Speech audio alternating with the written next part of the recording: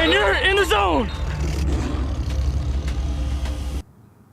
Good morning, Lincoln. We're back at it again with another episode of the Sports Zone. I'm Jamie Curtis. And I'm Hudson Schulman. Hey, Hudson. I'm super excited to be anchoring with you again. Me too, Jamie. We killed it last time, and I'm excited to share some more sports news today. Let's get into it. Our main event today is how our girls wrestlers took on the competition over the weekend at the state wrestling tournament at the Schottenstein Center at Ohio State. Jordan Mills and Emily Leedsburg represented Gahanna Lincoln High School at state.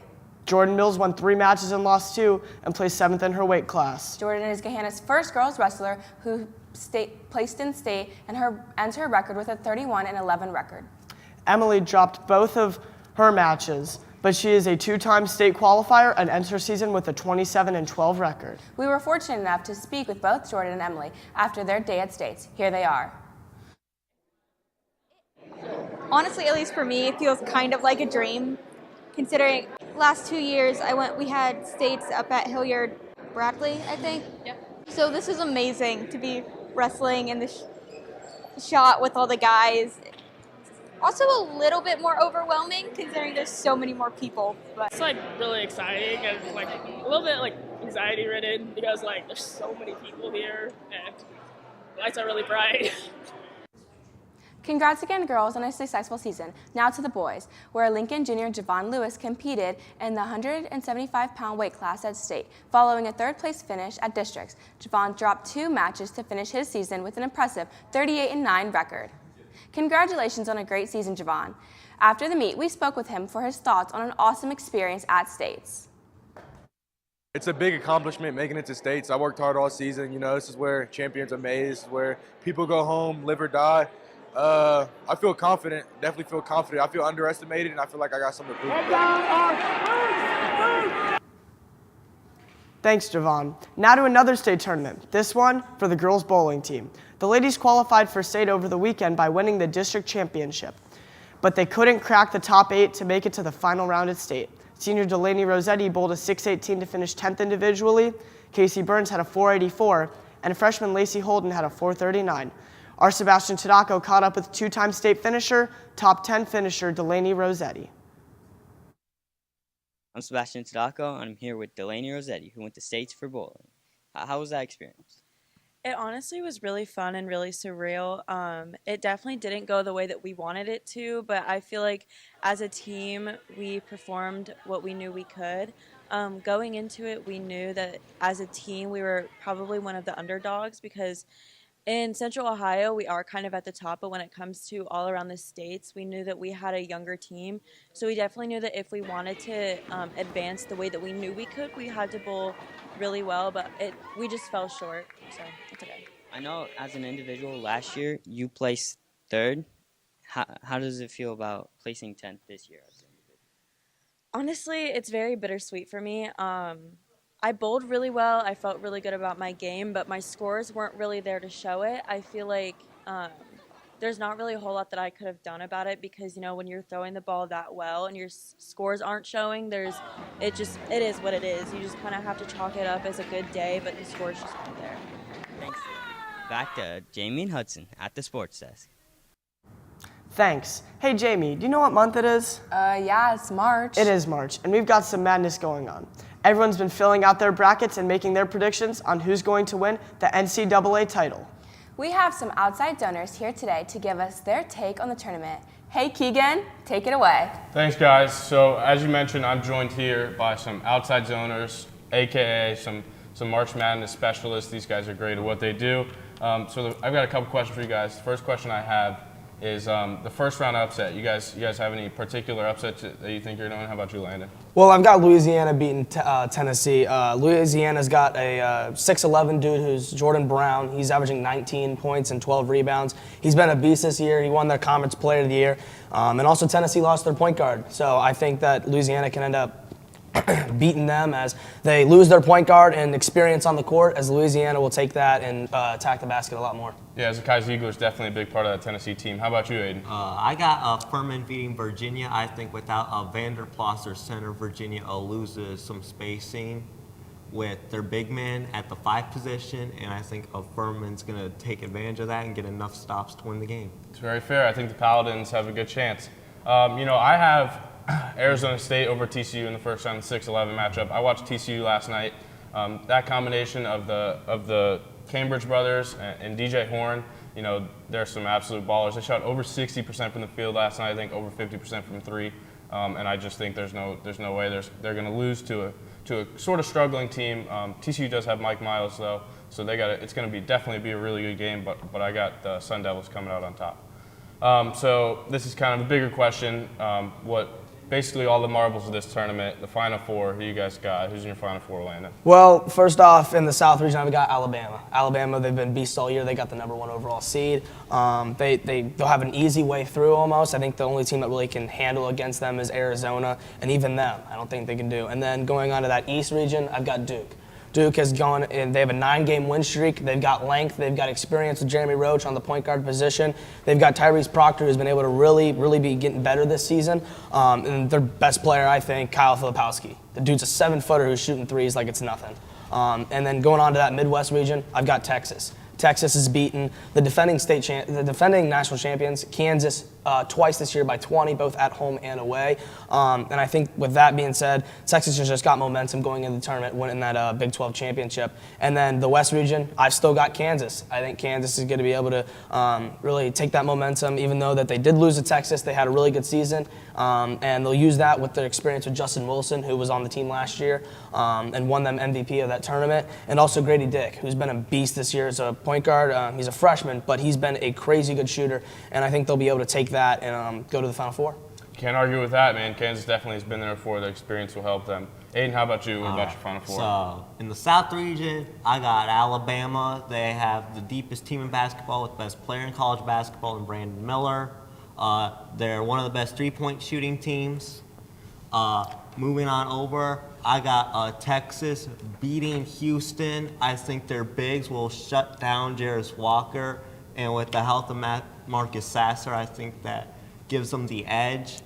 Moving on over, I got UConn. I think they're bigs. They have 3 really good bigs that can beat down on anybody down low. They've won 9 out of their last 11. Kind of hit a rough patch after starting 14-0, but I think they got it figured out now. And I got Duke in the last region. They got length. Jeremy Roach has become more of an off-ball weapon with the Tyrese Proctor at point guard. With Tariq Whitehead, you now have to stay attached to their shooters.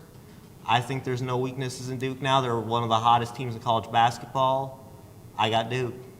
I'd agree with that. I think Duke is definitely a team that can make a run. You know, they had, like you said, that rough patch, but I think they're there. My Final Four, I've got UCLA in the West. UCLA is a team that has gone through a lot this year, you could say. They've kind of flown under the radar, in my opinion. But they've got guys like Jaime Jaquez. They've got guys like Adam Bona at center. They've got David Singleton, experienced as senior. And although they lost the Pac-12 Defensive Player of the Year, Jalen Clark, Amari Bailey has found his form, that freshman at Sierra Canyon. So, I mean, I like UCLA there. In the South region, I got Bama. Honestly, just a chalk pick. I don't know who else. I don't know who can beat them. But I do think they're going to lose in the Final Four. And, you know, kind of, they're just a good team. They've hung around all year. But I do think they're gonna meet their match come Final Four. In the Midwest, I got Texas. Texas is really, really hot. I like what they're doing. They had a rough stretch in the middle of the season when Chris Beard, those allegations came out. But they're good. They're on a roll. And I just can't see a reason that they don't make it. And then the East, I got Marquette. Marquette, it's kind of a biased pick from the heart, but I think genuinely they're a great team. Tyler Kolek is one of the best point guards in college basketball, and then they've got guys like Iguodala in center. You know, Cam Jones is one of the best scorers in the Big East, and I think they've got a really good shot to make it. So the Final Four talk, we can say all we want about that, but who do you guys think is going to win the national championship, Landon? Well, I've got Alabama beating Duke in that Final Four. I think Alabama, they destroy them. And then I've got Kansas beating Texas. And now the big game between Alabama and Kansas, I've got Alabama winning that one 81-79. Alabama, they've been beast all year. They've been the #1 team, if not, I think, to me, the #1 team all year. They've got 2 7-footers as well. They've got the Brandon Miller, who I think is the Wooden Player of the Year, the Freshman Player of the Year, the SEC Player of the Year. And they've got Marvin Sears and Javon Quinterly, who is their backcourt. their backcourt is immaculate. They've got 2 seniors running it, and they know what they're doing all the time. I'd agree with that. Aiden, how about you? All right, so I have Alabama beating Duke, and I have Texas beating UConn. Again, I'm gonna say Alabama wins the national championship. Best player in college basketball, and Brandon Miller. One of the deepest teams in college basketball. Really good backcourt. They can shoot a lot of threes, and I think just running over, trying to defend Alabama's offense will wear down Texas's defense, in particular their bigs on the perimeter. I mean, can't argue with that, but I do think Alabama is going to struggle, honestly. They've had a couple games this season where you can see that they're a little bit vulnerable. So my champ is actually the UCLA Bruins. I think they're going to get a lot of motivation from playing Gonzaga and I think the Elite Eight. Hopefully they'll get a lot of motivation from that, kind of get their lick back. And I think UCLA is going to just be better defensively than any team they'll play, no matter who it is. And honestly, it's just a great time for all college basketball fans. So thanks, guys, for joining me. I'll send it back over to Jamie and Hudson at Sports Desk. Thanks, Keegan. Our boys volleyball team played New Albany Tuesday night. Unfortunately, the Lions lost 3-1. The Lions won the first and second set and won the third set 25-14, but they ultimately couldn't pull out the win in the fourth set, losing 26-24. Key contributors to the game were Nate Boggs with 12 kills and 7 aces on the night. Caden Plunkett had 10 kills and 7 combined blocks. The boys play again tonight at home, so make sure you come out and support. Good luck, guys. Spring sports are quickly approaching, and many of our spring teams like lacrosse, baseball, and softball have a new home this season since there is still going on construction at our school. Our Sage Fogel has the inside scoops of where teams will be playing this year and their reactions on having to share the Blacklick complex. Here's Sage. As we start off the spring sports season, the Blacklick complex is the new home for most of our sports. But for baseball, this has always been their home base. This is where a lot of the old legends got to play. Cale Baker and Evan White, who have moved on to the next level of baseball. And just being able to be out here where they stood and where they played is just amazing. What I also like being out here is that the space that we have over here at Blacklick, and it's a lot quieter because the school's let out right before practice, and so not having any noise and just being able to really focus on baseball is really important out here. And just being able to work on our fundamentals and the space that's provided over here is just amazing. Baseball now shares this space with lacrosse, as their new home is down at Blacklick. Practice and scrimmages have started, and the boys are enjoying the field. I think it's great to have new fields, especially with all the construction that's going on here, to have a spot where we can go and practice and get ready for games as a team. I think it's really nice to have. The things that benefit us, because if we were to not have a home field or somewhere to practice, we have to be traveling around. I think so that if it's game time for preparations, to be able to practice and run plays with the team and just get that bond building early in the season is good. I think the field's great. Feels like home. It's kind of brought back here. The turf's good. Kind of surrounded by a little bit of mud, but it's nice. I like it. With lacrosse and baseball already at the Blacklick complex, there's still a lot of work going in for the finishing touches. Softball is almost finished up, and the tennis courts are getting started to be ready for future seasons to come. So baseball's already existed out there, so everything is up and running for them, which is exciting. Really no delay in their process, just looking for some more consistent weather. Softball is coming along. I'm thinking next week everything will be ready to go for them to scrimmage and play games. Their first big event out there is actually the alumni event on March 18th. So the dirt's been delivered, the sod is down and actually is taking root. So we're really excited about how that's going to look going forward. Then we have lacrosse out there. So again, ready for all the scrimmages and things to come. So they can host games and everything safely out there. Tennis is not ready yet and won't be ready yet this spring. The boys will still have their season here at Gahanna Lincoln, and then next year will be full go for tennis out of Blacklick.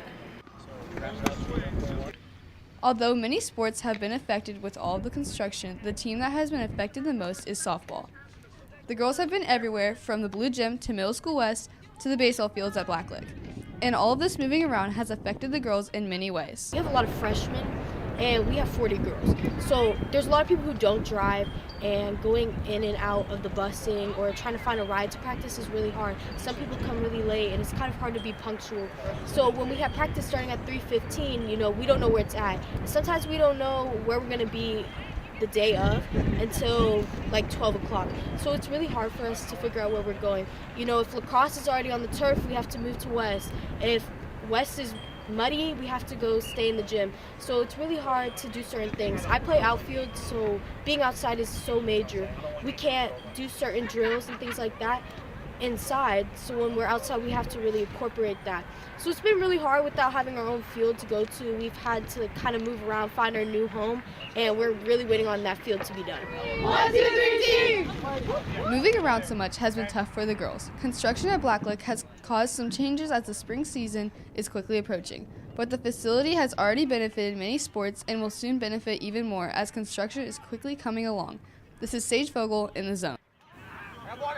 Thanks, Sage. We didn't have a show last week, but we still wanted to catch you up on some major events. The girls' indoor track team competed in the state meet at Spire Institution, and they came home state indoor track champions. How awesome! Camden Bentley finished first place in the 60-meter dash, Amron Chilton finished first in the 400-meter dash, and Deja Decree dominated in a long jump and the triple jump. The girls' 4x200 relay team of Keena Sanders, Amron Chilton, Camden Bentley, and Aaliyah Bennett also placed first and are now ranked 5th in the nation. Congrats, ladies, on the well-deserved win. It really meant a lot that we won states overall and that I placed first in both long jump and triple jump, just because it was another school record. We just can't wait to continue and finish and win again in states or outdoor season. So. Me being a captain has really helped push me to be my best because I have to be a good role model for the younger people and show them the standard we set for our girls' track team. Thanks. What an incredible performance by the girls' track team. Our Darius Stuckey went out to get a recap of the meet with one of the state qualifying runners. Here's Darius. Hi, I'm here with Amron Chilton, and we're just going to ask her a few questions about how the indoor state meet went over the weekend. So, Amron, tell me, how has your chemistry with the girls on the team help you run? Well, our bond, we're not afraid to tell each other what we're doing wrong or what we need to get better on. So I feel like that has really helped us to excel in what we're doing. And you were a part of multiple back-to-back events over the weekend. So tell us, what was that like, and what was just going through your mind?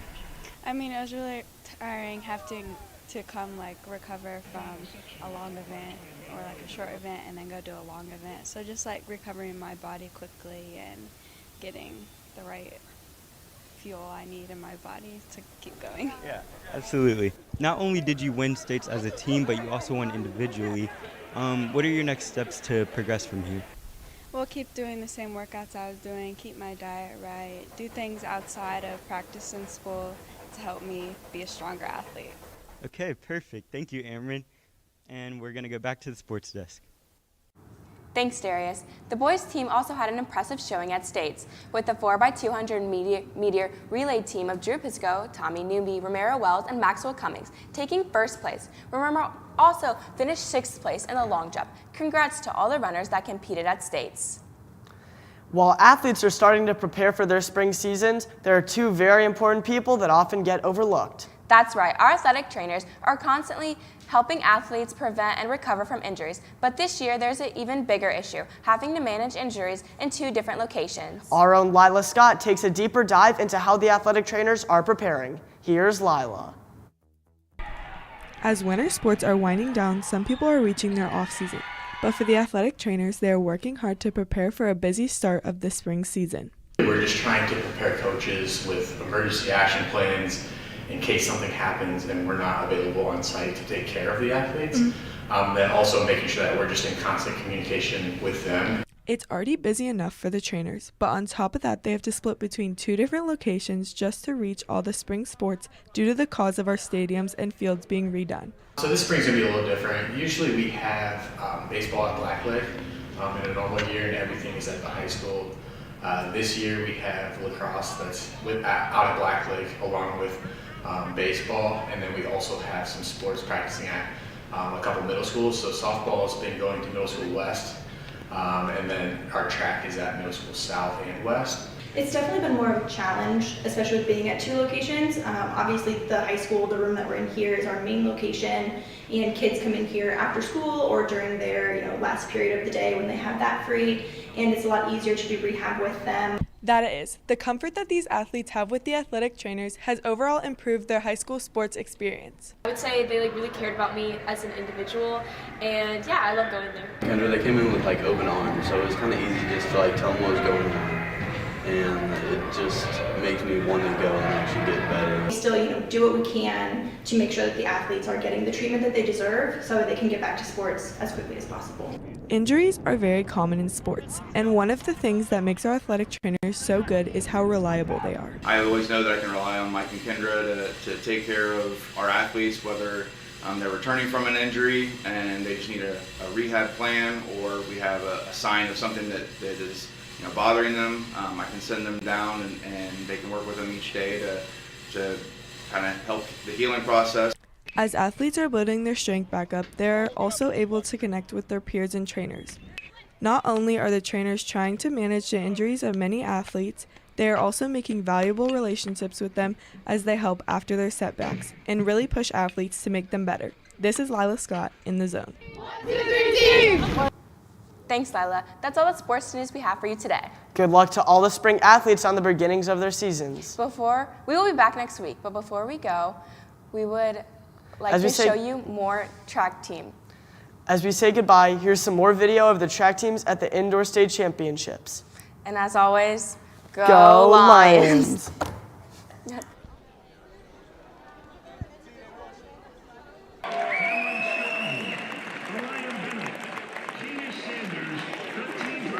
State in the country at this time. Olivia Euler in second. She was fifth here. From Gahanna, Lincoln, Camden Bentley.